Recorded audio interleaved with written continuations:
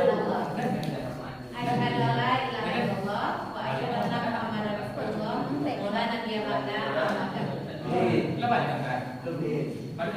Puji dan syukur marilah kita ucapkan kehadirat Allah Subhanahu wa taala, karena berkat rahmat dan karunia-Nya lah kita bisa berkumpul di sekolah kita ini dengan keadaan sehat walafiat.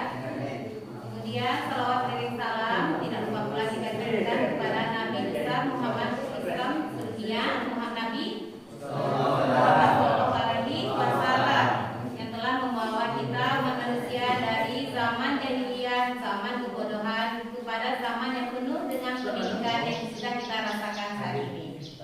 Dan materi kita pada hari ini adalah keutamaan dan hikmah salat fardu. Sebelum kita masuk materi kita, Ibu mau tanya yang tadi subuh sholat subuh siapa? Angkat tangan yang sholat subuh. Berapa orang? Yang lainnya kenapa ini nggak sholat? Kelupaan. Ini ya, Nak ya. Misalnya kalau kita itu ketiduran, tapi tidurnya secara tidak sengaja kita emang ketiduran, berarti kita bisa melaksanakan sholat di saat kita bangun. Kecuali misalnya kamu sengaja tidur di saat waktu sholat sudah masuk, berarti yang tidak sholat ini ada berapa orang? Yang tidak sholat, yang laki-laki, yang tidak, yang tidak. Jujur aja. Nah besok, sebelum itu, anak-anak ibu di sini agamanya apa? Islam. Benar Islam? Kalau kita Islam, berarti kita harus ada rukun Islam. Ada berapa? 5. Yang pertama rukun Islamnya apa? Membaca 2 kalimat syahadat. Berarti kita bersaksi kalau Allah itu adalah Tuhan. Kemudian kita bersaksi adalah Nabi Muhammad adalah utusan Allah. Itu adalah kalau rukun, berarti itu syarat kita dikatakan sebagai umat Islam. Nah, berarti yang pertama kita mengucapkan syahadat. Sudah kita ucapkan syahadat, berarti baru kita dikatakan sah sebagai umat Islam. Sama seperti misalnya kamu mendaftar di SMK Elektro, kamu tidak mendaftar ulang, bisa kita katakan sebagai siswa SMK Elektro? Tidak, berarti ada prosedurnya. Syaratnya adalah kita mendaftar ulang. Begitu juga kalau kita dikatakan umat Islam harus mengucapkan syahadat.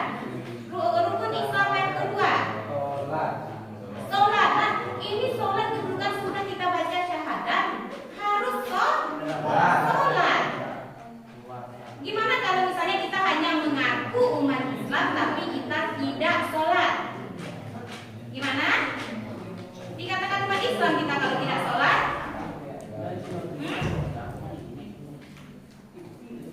Dikatakan umat Islam apa? Tidak.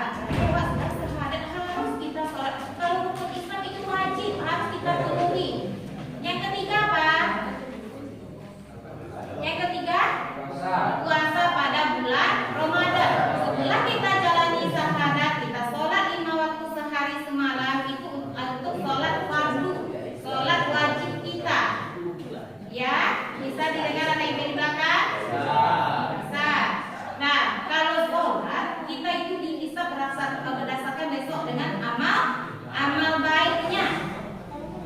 Kalau misalnya kita sholat itu adalah kita bentuk kita bersyukur atas segala misalnya diberikan rezeki, diberikan kalau kita menghirup ini udara adalah gratis, apa bentuk kita syukur kita kepada pencipta kita?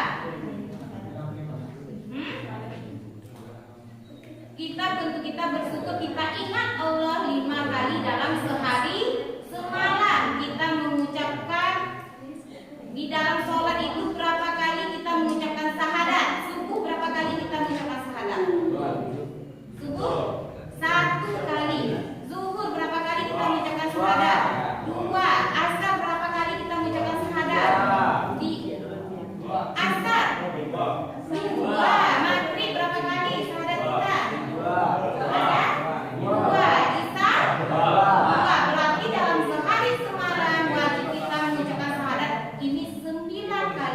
berarti kita ingat terus kalau Allah itu adalah Tuhan. Sebelum kita sholat, berarti panggilannya apa? Azan. Gimana hati kita kalau mendengarkan azan? Cuek saja. Ada kalau misalnya hidayah masih diberikan kepada kita, mendengarkan azan terbentuk pintu hati kita. Kita belum sholat lagi, ada tidak tenang hati kalau kita belum sholat. Misalnya adik, kalau HP nak bunyi kiranya bebeknya menelpon balas lagi, nak bangkit ke dong? Pasti hatinya maaf ke berang tak nyok, nak bangkit teleponnya ke dong? Ala 5 kali, kayak gitu dulu awak kalau sholat, ala dipanggil awak untuk sholat 5 kali dalam sehari semalam. Ada tak perasaan kita tidak nyamannya kita tak sholat? Tak ada. Kalau hati kita itu nak masih bisa menerima kebenaran, berarti kita nggak nyaman hati kita. Kita belum sholat. Berarti ini tadi sudah rukun Islam kita sudah 3. Harus ada syahadat, sholat, puasa pada bulan Ramadan. Kamu semuanya puasa dari menahan rasa lapar dan haus, semua yang berburuk ditahan dari masuk waktu subuh, imsak sampai masuk waktu maghrib. Kamu tidak sholat, kira-kira penuh tidak pahala puasa kita? Ingat ya, kamu tidak sholat tapi puasa, amal ibadah kita itu tidak diterima puasanya. Hanya panik awak dapat, hanya panik awak menahan haus dan lapar. Sedangkan puasa kita itu tak terima ibadahnya, pahalanya tak dapat. Kita yang dapat hanya capeknya saja. Jadi besok, apalagi yang laki-laki sudah balik, yang perempuan pun sudah balik. Balik semua, ada belum balik ke sini? Balik, usia dewasa. Balik berarti pahala dan dosa sudah kita tanggung sendiri. Waktu kita belum balik, yang menanggung dosa adalah orang tua. Yang belum balik berarti dikatakan balik, dosanya itu nggak dihitung kayak gitu. Nah, yang keempat rukun Islamnya membayarkan zakat. Bagi anak ibu belum berkeluarga dan belum mempunyai penghasilan, jadi zakat kita dibayarkan oleh orang tua. Jadi kalau misalnya kita belum keluarga, yang tanggung jawabnya adalah orang tua. Rukun Islam yang kelima, naik haji, tapi ada ketentuan bagi yang mampu fisik, mampu secara finansial, keuangannya kita mampu, kemudian fisik kita juga mampu. Nah, sekarang materi pesantren Ramadan kita ini adalah tentang keutamaan dan hikmah sholat fardu. Nah, ada yang tahu itu apa yang dimaksud dengan sholat? Sholat itu apa?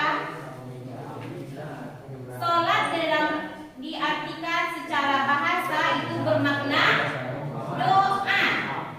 Berarti maksud bermakna doa yang semua yang kita sebut di dalam bacaan sholat kita itu adalah doa. Kita meminta kepada Tuhan kita, kepada Robbi kita. Kalau kira-kira misalnya awak pak orang tua awak meminta awak tarik, capek-capek tarik awak meminta, misalnya orang tua awak minta kayak itu orang tua awak, capek atau lambat, insya Allah dikabulkan orang tua. Kayak itu pula kita kalau berdoa. Sekarang belum dikabulkan doa kita, kita tidak berhenti, tidak putus asa untuk berdoa, selalu minta berdoa, maka Allah selalu ingat kepada hambanya. Hamba-Mu taat, selalu ingin ambo sholat 5 kali dalam sehari semalam, dikabulkanlah semua keinginan kita. Nah, ini dalam secara fikih, sholat itu artinya adalah rangkaian ibadah yang mencakup ucapan dan perbuatan, diawali dengan takbir dan diakhiri dengan salam. Itu disebut dengan rukun sholat. Ini sudah pernah kita bahas dalam praktek sholat fardu. Nah, jadi ini makna sholat kita ingat kepada Tuhan kita. Kenapa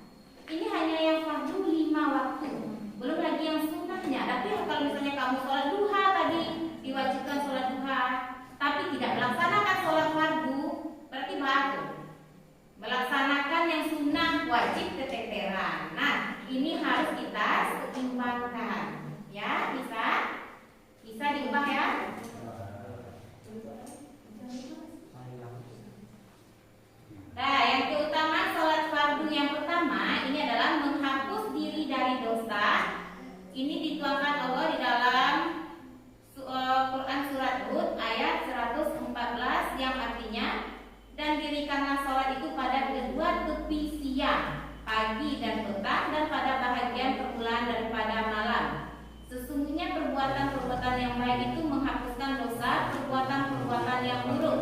Itulah peringatan bagi orang yang ingat. Sholat fardu ini menghapus dosa. Ada riwayat yang meriwayatkan kalau kita ruku, berarti rukun sholat itu ada kita ruku kan?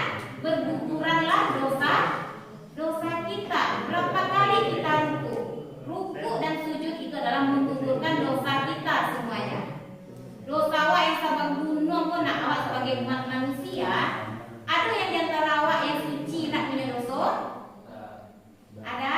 Kita umat manusia ini punya dosa. Bagaimana kita mengurangi? Pahala awak saja alun sabara, kadang lo mungkin dosa daripada pahala. Tak seimbang jadinya. Untuk menggugurkan dosa, menghapus dosa, maka kita melaksanakan sholat.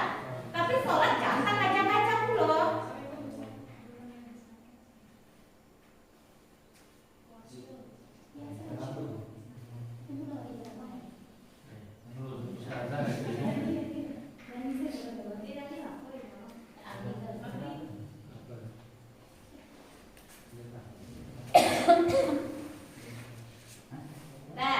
Jadi berarti kita sholat itu menggugurkan dosa-dosa. Kita ruku, kita sujud. Ada lagi waktu yang mustajab berdoa itu kapan? Yang doa yang mustajab itu bagaimana? Doa yang didengar oleh Allah. Kapan waktunya? Ada waktunya saat hujan turun. Makanya kalau hujan turun jangan mengaluh dela turun hujan. Tapi hujan itu adalah waktu kita untuk berdoa. Dikabulkan Allah pada saat hari hujan. Dikabulkan itu doa yang mustajab. Kemudian doa yang mustajab itu adalah doa kita yang kita ucapkan, kita lafalkan di saat berantara azan dan iqamah. Sudah ada panggilan azan, ada jeda waktu kita akan menanti waktu iqamah. Nah, itu adalah salah satu untuk doa kita. Itu adalah waktu yang tepat untuk berdoa. Jadi, kenapa kita tidak memanfaatkan waktu kita untuk menggunakan sholat, untuk melaksanakan sholat? Sedangkan Allah saja menjamin kalau sholat itu adalah untuk menghapus dosa. Dosa itu kita tahu dosa pahala kita di dunia ini. Di dunia itu tak tahu banyak dosa orang. Tidak di akhirat. Kalau ibarat umpama dunia ini adalah tempat kita hanya merantau mencari pahala sebanyak-banyaknya. Tapi awak umur segitu dosa yang awak banyak. Sholat lupa awak. Awak nak tahu saja ada bantuan. Ada yang berapa sejunjung musiko? Ada 3 sejunjung. Ada kemarin waktu hari keberapa puasa, ada anak kelas 1 sanawiyah baru belajar pakai motor. Terjadi kecelakaan, meninggalnya. Jadi apa yang awak bisa manggil? Awak tak tahu bila umur awak. Entah ini bulan sekolah, entah besok. Apa tabungan kita yang kita dapat? Ditanya sholat kita enggak. Ditanya sedekah kita tidak ada sedekah. Jangan awak tak masuk beko untuk orang-orang yang rugi. Nah, ada tabungan kita di dunia ini. Nah, yang keutamaan sholat yang kedua, mencegah perbuatan keji dan mungkar. Kenapa ini sebagai keutamaan sholat? Kalau kita sholat, kita jauh atau dekat kita dengan Allah? Dekat. Setiap kita melakukan sesuatu yang perbuatan keji, perbuatan yang tidak baik, kita akan ingat Allah melihat kita. Kita diawasi oleh Allah. Ada malaikat yang mencatat perbuatan baik dan perbuatan buruk. Contohnya kalau awak sholat, awak ingat Tuhan awak, kita niat dari rumah itu pergi sekolah. Di tengah jalan, kita nggak jadi sampai di sekolah. Orang tua kita tahu nggak? Kalau kita sampai di sekolah pindah, nggak tahu orang tua anak. Allah tahu nggak? Tahu. Awakku di mata Allah hanya kecil, sama kayak butiran kecil kita, nggak ada arti Kita tanpa Allah, kita bukan apa-apa. Allah tanpa kita, Allah sudah maha besar. Jadi Allah itu tidak ada pengaruhnya ada atau tidak kita, tapi kita yang rugi, kita tidak dekat dengan Allah. Kita tidak meminta kepada Allah, kita sombong kepada Allah. Ya kan, sombong? Kita nggak sholat, itu berarti sombong atau tidak? Sombong atau tidak sebagai manusia? Sombong. Kita tidak ingat siapa yang menciptakan kita. Sedangkan manusia saja, kalau misalnya Ilham ala ado jasanya pada Jeffrey. Lupa Jeffrey jasa Ilham. Apa yang cek sia Ilham? Lupa kacang pada kulitnya. Iya nak? Lupa jasa Ilham dan Jeffrey. Tapi jangan semua anugerah rezeki Allah yang berikan kepada kita, kita tidak ingat. Berarti kita sombong, termasuk ya sombong. Keutamaan sholat fardu ketiga ini adalah mendapatkan cahaya di hari kiamat. Setelah kita meninggal, berarti kita akan melewati itu adalah alam apa? Dikubur akan siksa kuburnya. Kalau misalnya berdosa itu dulu disiksa dulu menjelang hari kebangkitan. Yang dibangkitkan oleh Allah adalah yang menurut besar pahala atau dosa yang ada pada diri kita. Nah, kalau yang rajin sholat akan dibangkitkan dengan wajah yang berseri-seri, dengan yang wajah yang bercahaya. Wajah yang bercahaya. Kalau yang tidak sholat entah bantualah kalau membawa kalau muka matahari letaknya hanya sejengkal dari atas kepala, berapa panasnya. Bagaimana supaya kita dingin, supaya kita bercahaya, supaya kita adem? Apa yang akan kita lakukan dari sekarang? Yang pertama itu adalah sholat. Selain sholat adalah sedekah. Sedekah itu kendaraan kita untuk di akhirat kita. Berarti sedekah sholat ini jangan ditinggalkan.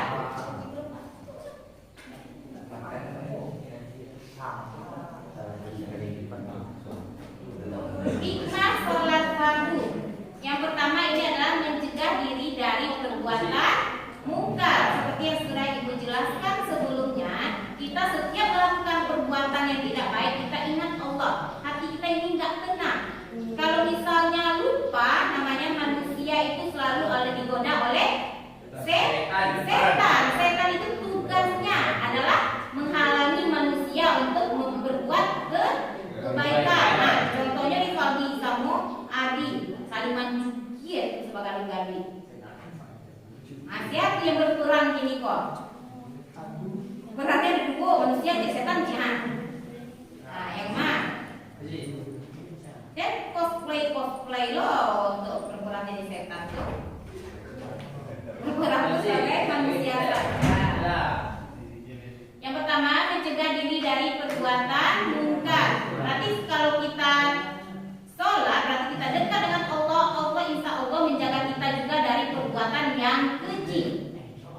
Karena Allah itu tahu hambanya ini hamba yang taat, hamba yang selalu berdoa, hamba yang selalu bersyukur.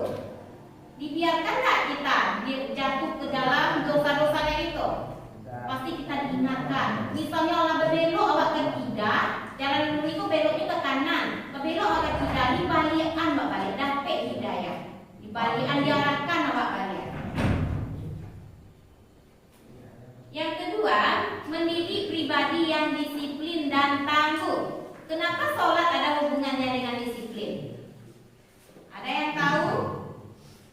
Kenapa sholat itu adalah mendidik kita menjadi pribadi yang disiplin? Harus tepat waktu. Kalau sholat ada waktu-waktunya.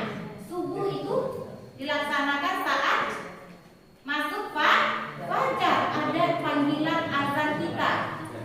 Zuhur, asar, maghrib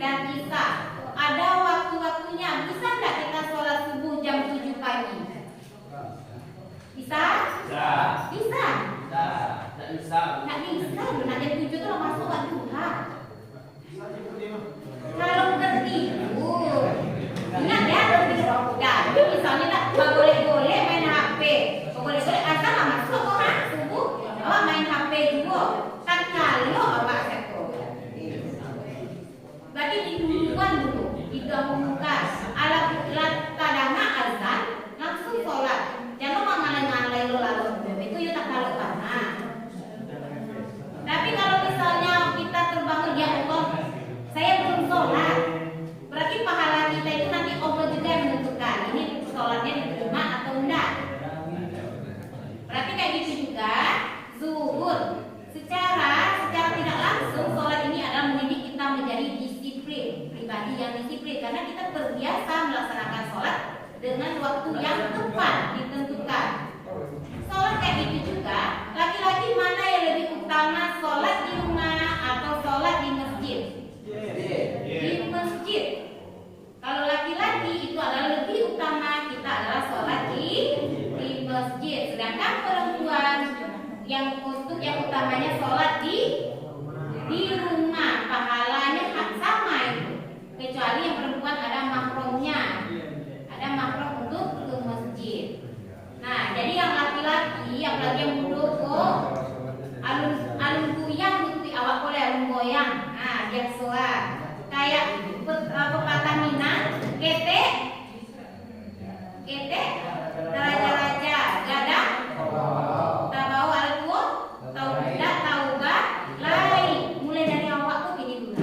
Awak dalam tahap sekolah, dari kita dalam tahap belajar. Kalau kita kaji sebelum belakang, yang sudah paling tidak melaksanakan sholat ini berhak dipukul oleh orang tuanya, dipaksa untuk melaksanakan sholat.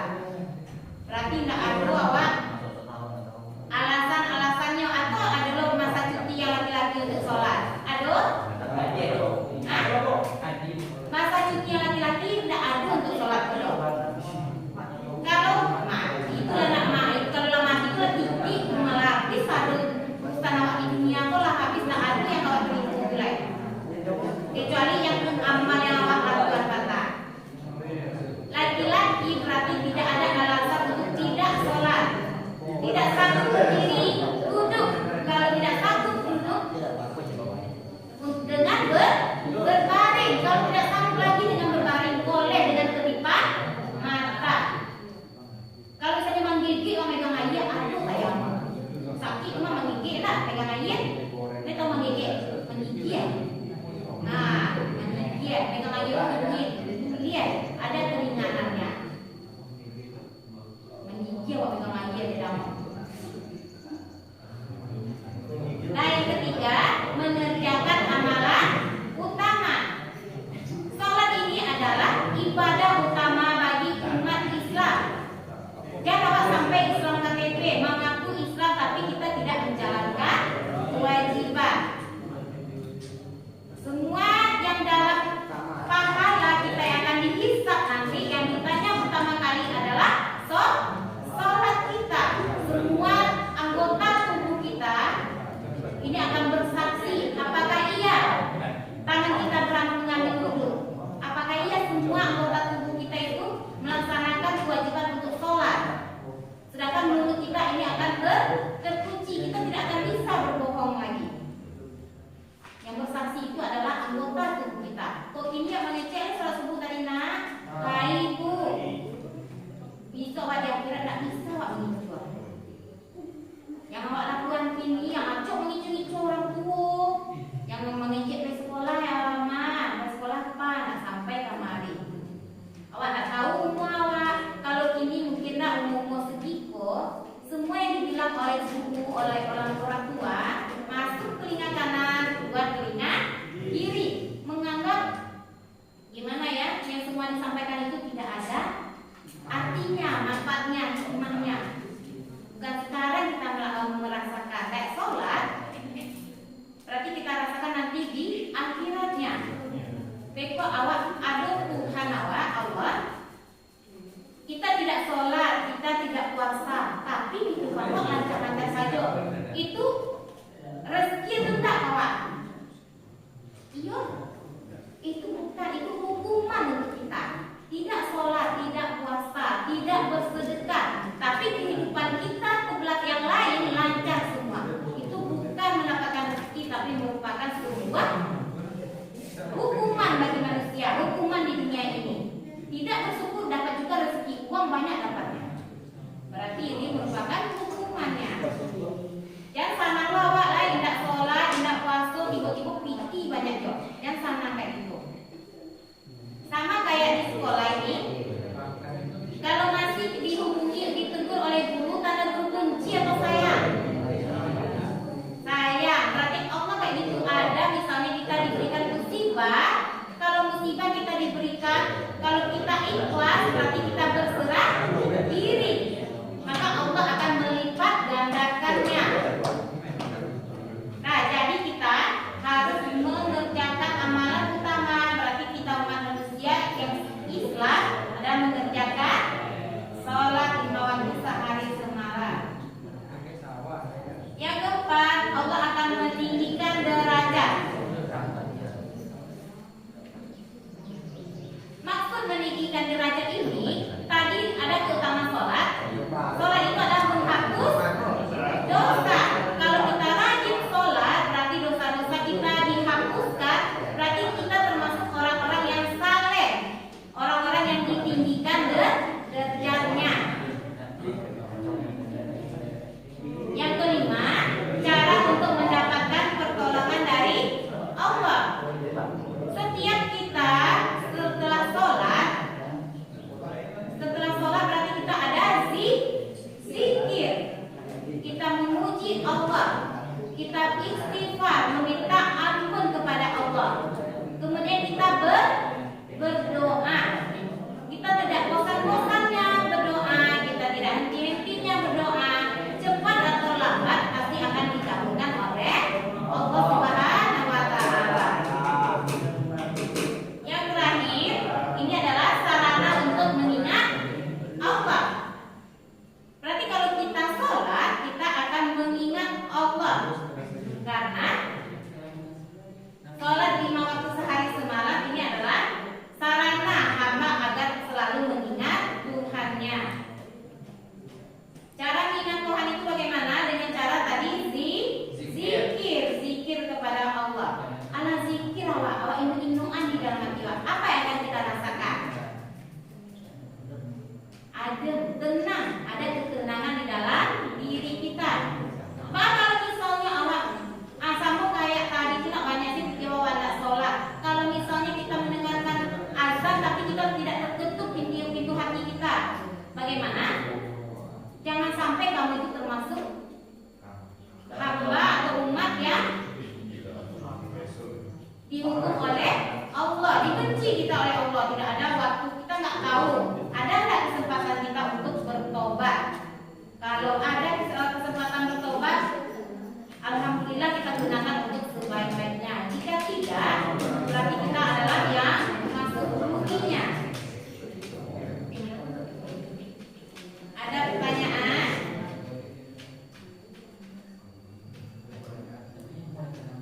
Ada yang mau bertanya? Silakan. Ada yang mau tanya? Beko, Ibu Adi pertanyaan, Beko? Ada Beko?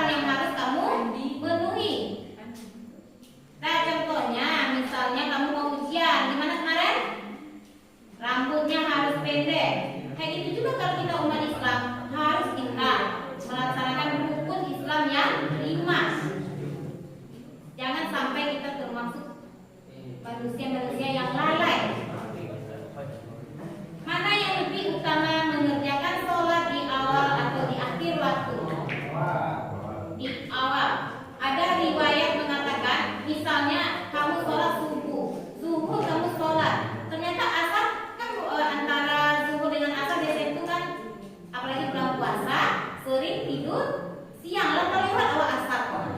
Ala tidur lah awak lalu di maghrib.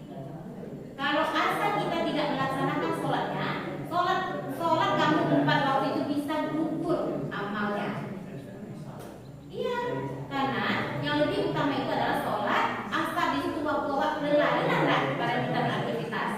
Asar itu waktu tubuh kita istirahat. Iya, istirahat. Jadi misalnya awak sudah sampai bolong-bolong sholat awak kok. Kalau sudah balik berarti kamu itu bukan lagi anak itu. Kamu sudah bisa nggak membedakan yang baik dan buruk? Sudah. Sholat itu buruk nggak? Nggak baik. Itu utama. Jadi harus kamu kerjakan semuanya. Baru kita kerjakan adalah sholat sunnahnya. Ada sholat duha, ada sholat rawatib, ada sholat tahajud, ada lagi sholat witir atau sholat penutupnya.